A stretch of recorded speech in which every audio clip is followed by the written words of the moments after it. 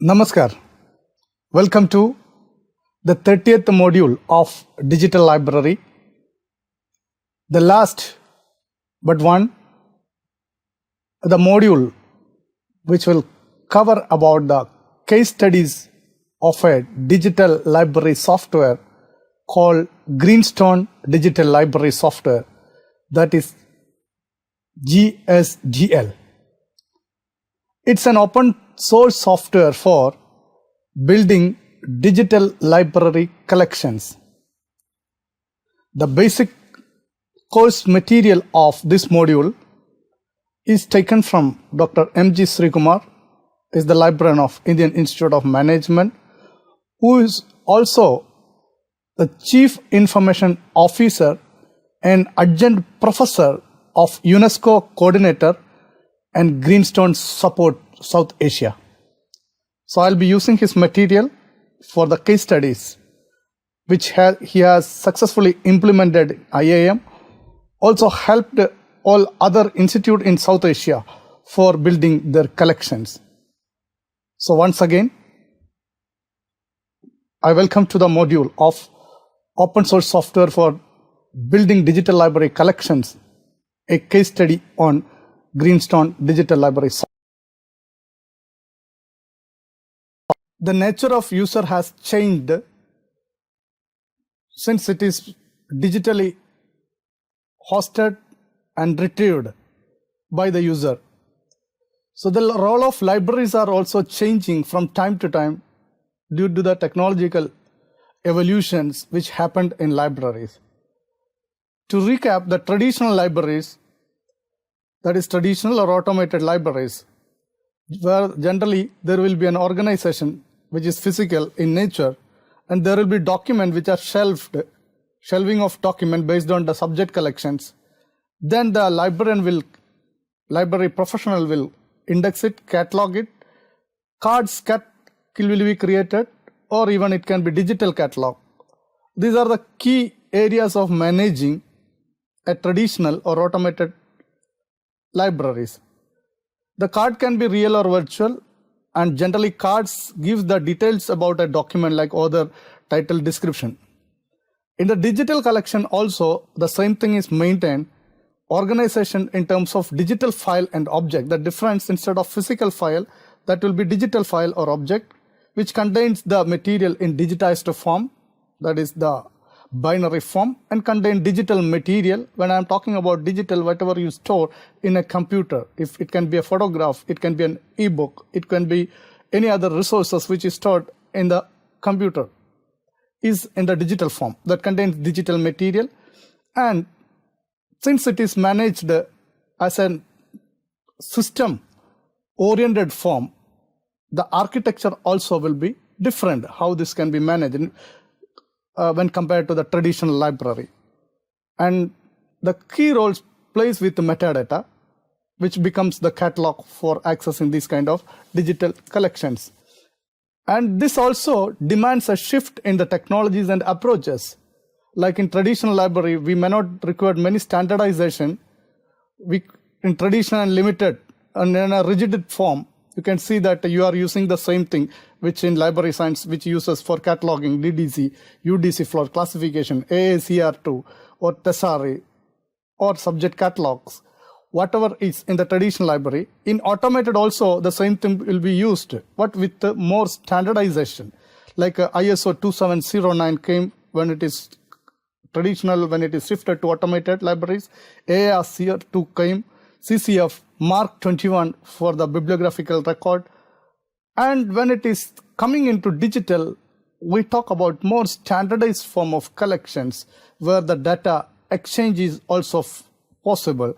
So the new technology like DCMI, W3 Consortium, DTDs, METS, MOD, Z39.50, Mark 21, all these become the technological words related to digital library for the efficient and flexible management of the collections.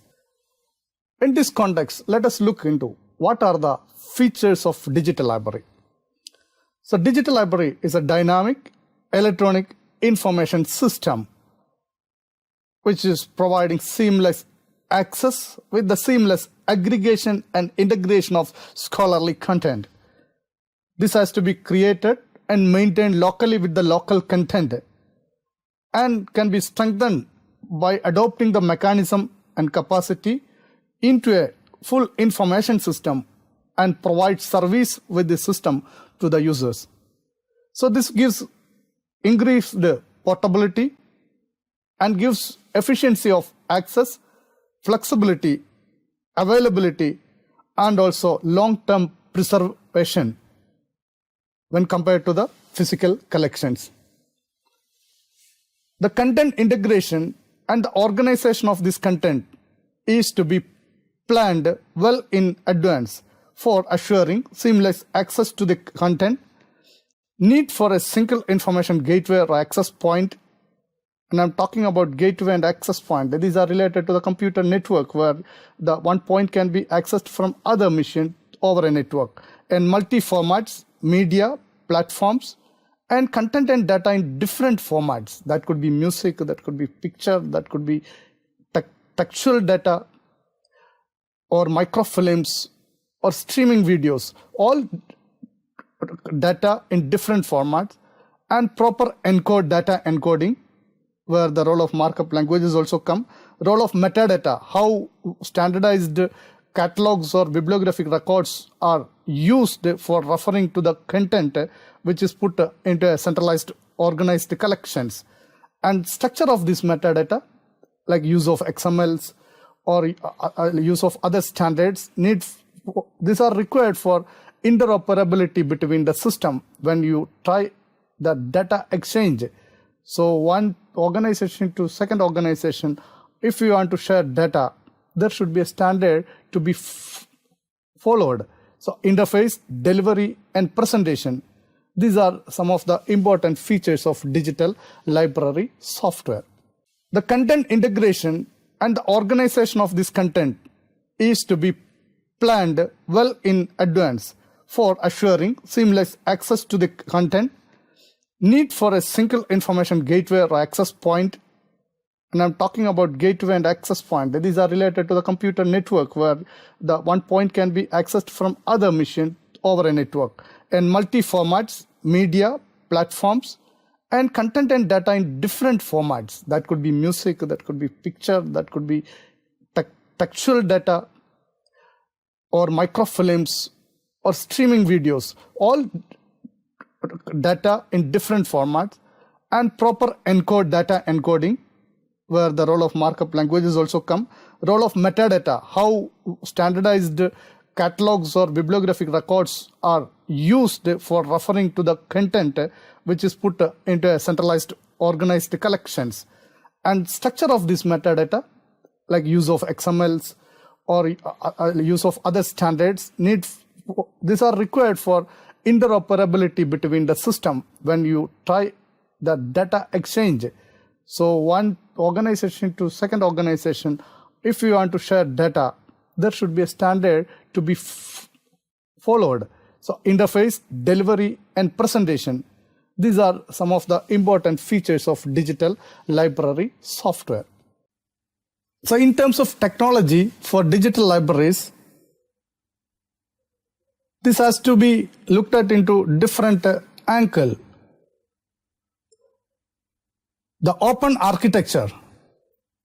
Open is a very buzzword nowadays because when you are talking about open, the access is open and that the tools which are used is also open. So open architecture, which generally gives birth to the open digital library softwares, and the componentized or monolithic system, whether you are to put it as a single object and it has to be managed in a system or distributed object, this also is to be addressed by the technology used for creating digital libraries. Then interoperability, as I mentioned in role of Z39.5 OAI PMH, OAI, that stands for Open Access Initiative, Protocol for Metadata Handling, Metadata Harvesting, OAI PMH. These are the standards and protocol used for interoperability between the digital libraries or between the systems. And unified interface for heterogeneous libraries, metadata mapping across different libraries. That I create metadata, this can be mapped by someone else also for their libraries, and they can provide a link in their library so that the full text content can be accessed from my digital library server. So OAI compliant data and service providers, while building itself, we decide that we have to use a standard supporting software which uses OAI compliant.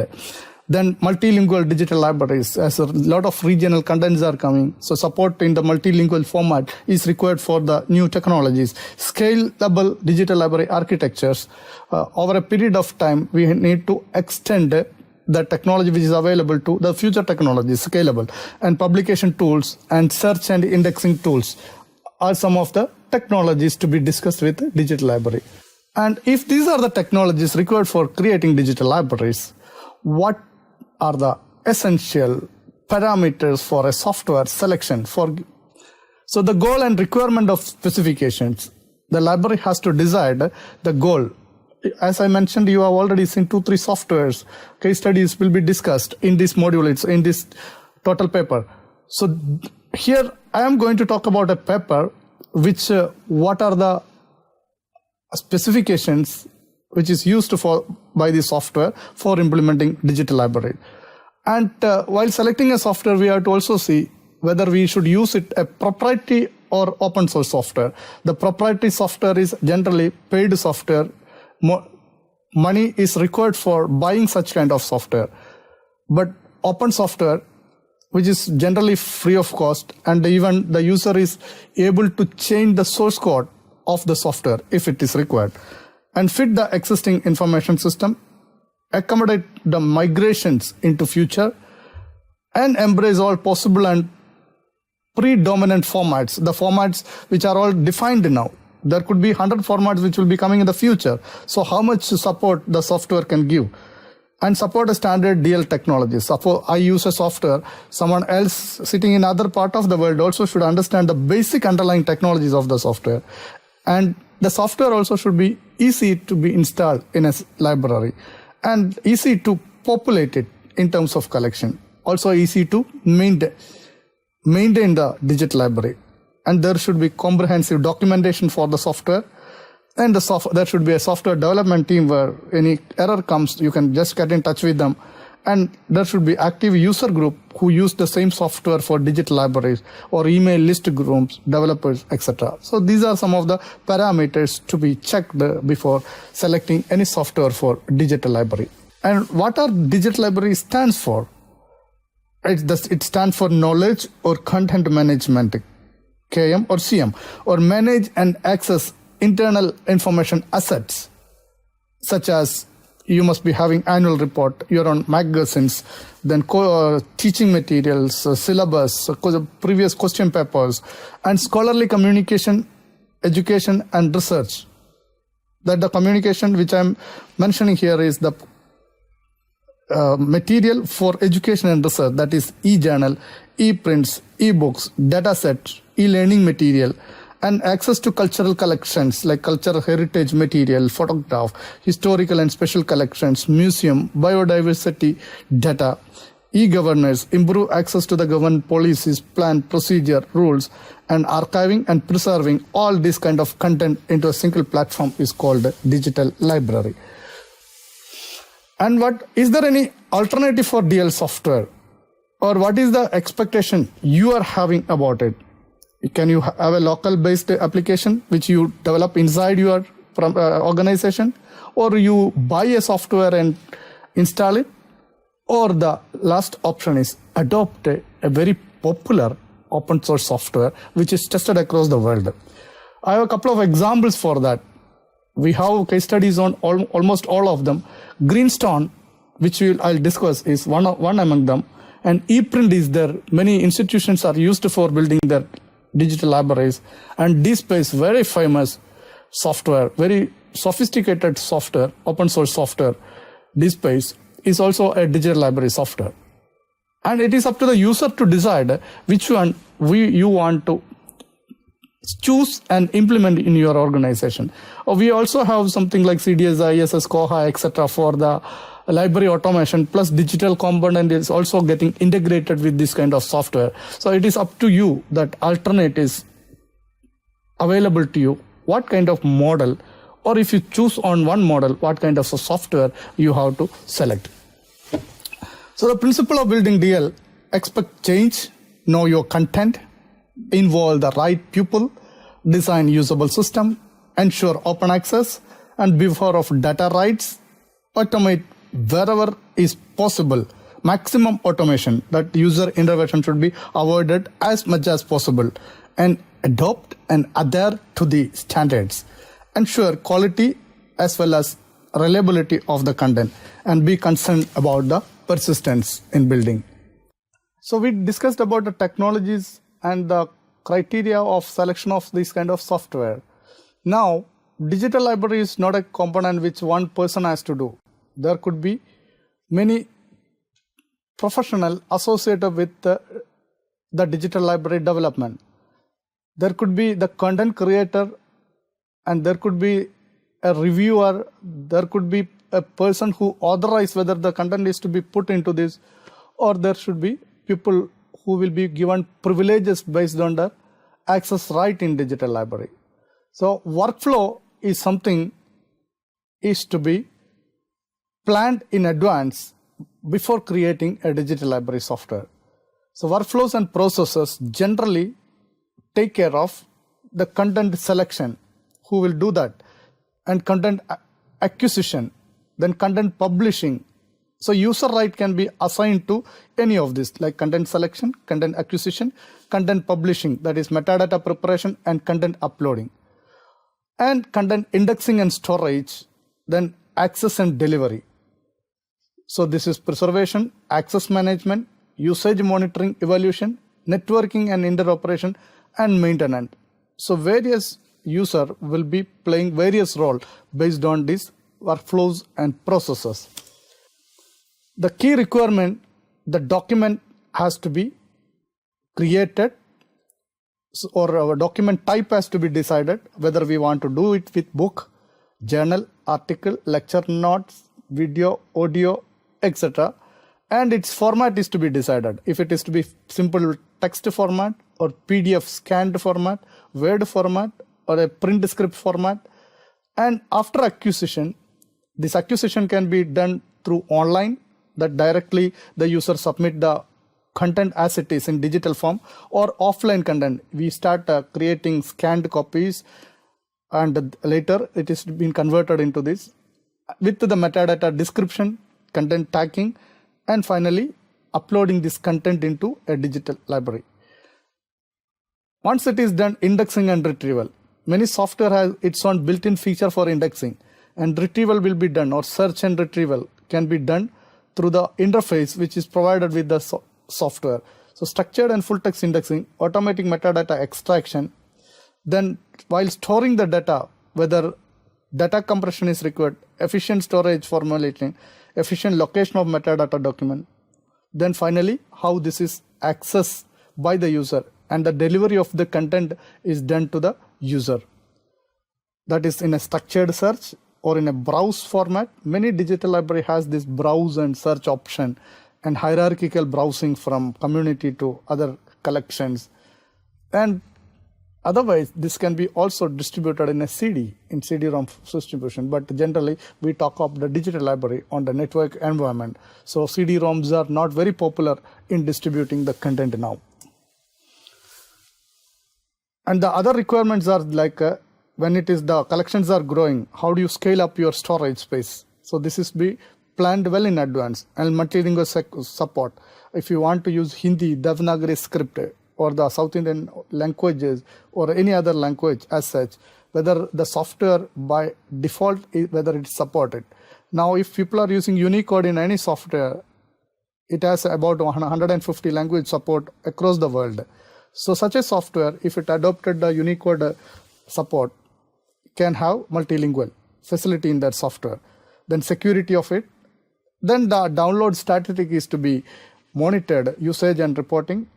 then how do you compliance the software with the XML, Dublin Core, Unicode I told for multilingual. Dublin Core is the standard for metadata. XML is the standard for sharing of information from one platform, one digital library to other. And as such, the interoperation, when you connect the two systems, automatically one system can harvest the metadata from my other system, that is OAI, Z30i, and MARC and CDS for this. These are the requirements for software. And the metadata, you have already learned that, I'm sure that metadata is nothing but it is a data about the data. The data you stored in the system should be referred with some simple metadata, simple data, that is called metadata. And documentation about the documents and object in the collection. Then describing, that is tagging the content with the object. Then information discovery from the resource base, data description. All these terms, technical terms you can see in Dublin Core, DCMI, WAWW, Consortium Standard, MATS, MODS. There are so many standard XML. So how much standards you are adopting to your software? That is also one of the criteria of the digital library software selections. Now, Dublin Core, I have a slide here to see that one content can be represented with just 22 elements on that. The content, the responsibility, and manifestation of this content can be easily given a name, that is title, creator, subject, description. These are the metadata, and the definitions are given on this. This also you can read from the material supplied with the course. Now, in addition, Dublin Core also provides the full details about the metadata standards on its website, that is dublincore.org. Then visit this site and get more details. Now, this fundamentally, I was talking about the features, technology, and the planning requirement, and the technological requirement, and the standards and protocol, which are all to be taken care while choosing one digital library software. Now let us select a software. Before selecting a software, I want to introduce the concept of open source. So I welcome to open source world, the wonderful open source world, where you will see the word open. Generally, when I am talking about open, I refer three important components: open access, that is about the publishing; the open standards, that is all the data format and standards and protocols; and finally the software. This term is borrowed from computer science, the open source software. So what is open source software? Open source software refer to the source code, that is human readable computer code, which is in its original form or source for a computer application. And open refers to the term of access to the computer source code. That means we can access the source code of the computer where a program is written. And generally when we take any software, we get the compiled program or object code or executable code, which cannot be read and understand what exactly the software is doing except the manual which says about the software. But in open source, you understand each and every line of code, what it does. That's why giving an access to the source code is something giving a user a freedom to choose his own components. So open source software is a software in which source code is freely available. And it is also distributed freely. There is no cost on it.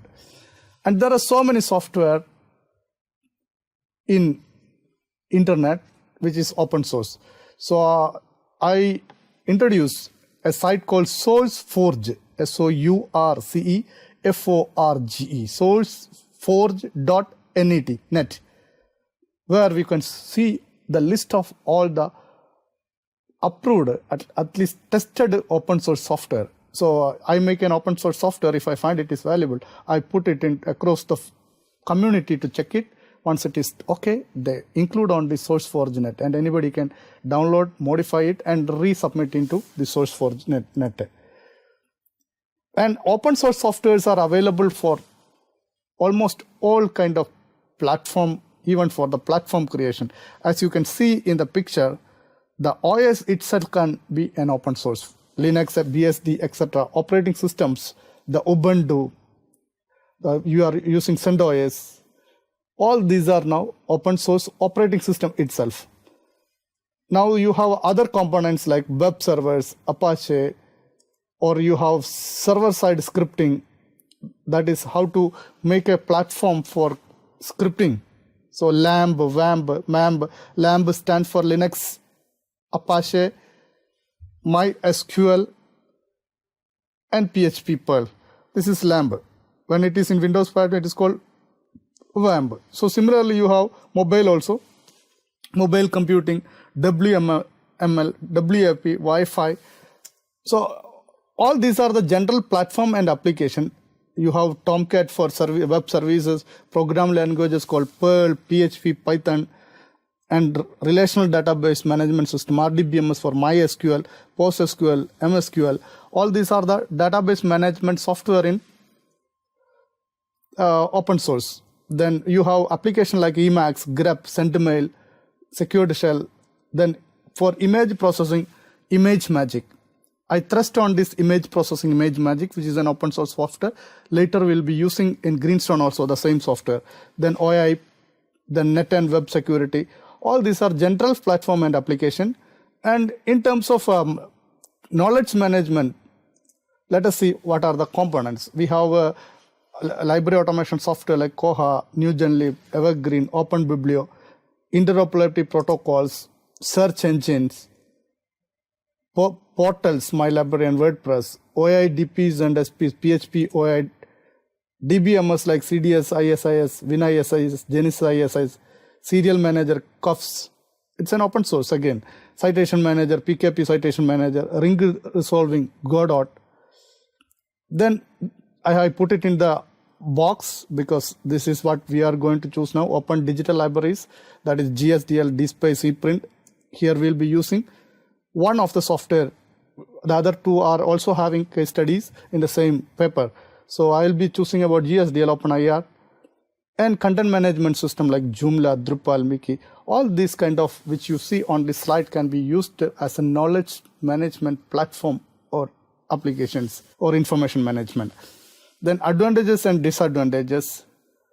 Generally, advantage is that it is an internationally accepted license, open software, and you have access to source code, as I mentioned, and right to redistribute the modification to the benefit of the wider community, and it is free. And since many people are using, you have excellent support network and large and enthusiastic user base is there. Everybody will start experimenting with something or another.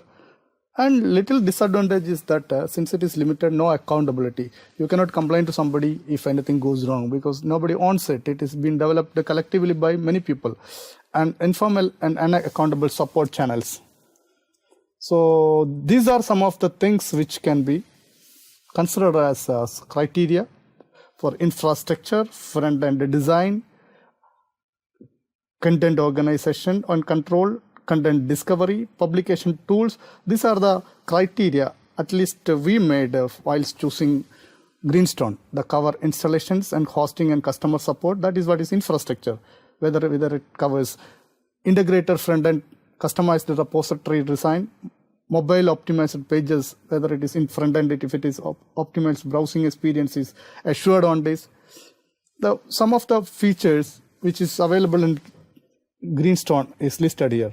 And like reporting, multimedia content, how it manages video and social features like networking, interoperability, and authentication and accessibility. Can you restrict some document? All these are the criteria for selecting the software. With all these criteria, we have at least 3 open source software. So you'll see DSpace, which is from MIT, is an open source software. ePrint, again, an open source software. And finally, the Greenstone. So Greenstone is a software from www.greenstone.org, University of Waikato. And I'll giving the introduction. And it look like this if you go to the web page.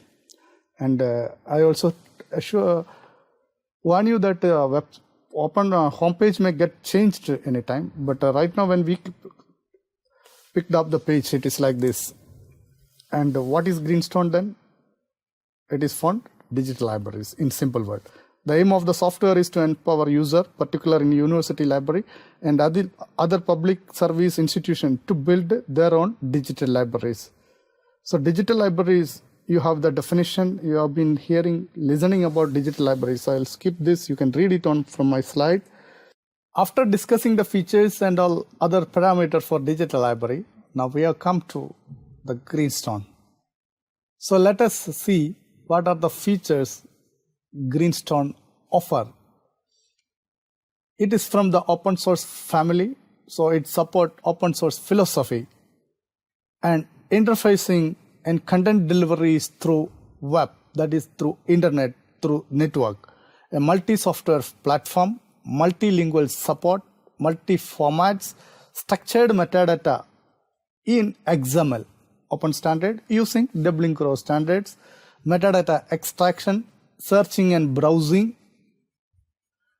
plugins for documents, and full text mirroring, text level penetration, that is the search can go up to text in the content, data compression, password protection is there, and administrative functions which is available in all digital library software, concurrent and dynamic content development, uniform presentations across the pages, publishing on CD-ROM is possible, and Greenstone has an international presence since it's an open source software. Greenstone also claim, like many software when it is introduced, they will claim that easy installation. So I'll be taking you through few steps of installation of Greenstone, the easy installation and easy maintenance, content development. There are 3 alternate ways for content to develop with the Greenstone. The first one is predominantly through the interface GLI. Now it is called through GLI since version 2.41, and hierarchy of structure. There are interface customization, that front page design can be changed, header of the digital library collection can be changed to suit an appearance of which you like for your institute. And every collection can have an icon and a cover image. A book can have the title as an image, title page as an image. In collection configuration, there is collect.cfg file which can be configured, scalability and flexibility, interoperability, that is the crosswalk using the OAI compliance, and some groups like LIS server, e-group, archives, wikis, all these supports in Greenstone. And what are the software for used to? Suppose I talk about Greenstone, just one software will be sufficient to install in the system to get Greenstone, or associated. You know that many software, Java is a compulsory component because Java runtime is required for the browser support. So Java is to be installed as part of the Greenstone installation. So Java runtime environment, JRE, not full Java. I'm not asking about the full core Java installation, but the support for Java runtime environment is to be installed for Greenstone. ImageMagick, which I discussed, that it's an open software for managing the images, is required. Ghost script is required. Then module for CD-ROM publishing, if you go, that is also required, and additional language pack. Which language? Right now, international language, Spanish, Italian, all this you see, Germany, etc. You see the language pack available. When I'm asking my additional language here, I meant to the other foreign languages. And the Greenstone, it support, these are the software. So Greenstone 2.86 can be downloaded from the site called www.greenstone.org. So you need to download 2 software. One is the Greenstone software 2.85, as you can see in the picture. Then the JRE support for, if it is in Windows, JRE support for Windows. So here you see that Greenstone 2.85 is downloaded as an exe file, which is available on my desktop, and JRE 1.5, which is available for my Windows. These 2 softwares are downloaded, kept in a folder called GSDL and software, 2 files. Now we are going to see the Greenstone installation. The sequence of installation is, first we have to install Java, second image, then Ghost script, then Greenstone. So there are 4 steps to install Greenstone. Java, as I mentioned, can be downloaded from java.sum.com, and URLs are given with that where from it has to be downloaded. For ImageMagick, it is ImageMagick. Magic spelling is JICK.org. Then Ghost script is from cs.wis.education institute Ghost. That there is a tilde character used on that because it's a user there. In Linux, generally users are referred as tilde Ghost. From there you can download it. And Greenstone 2.86 can be downloaded from Greenstone site, greenstone.org.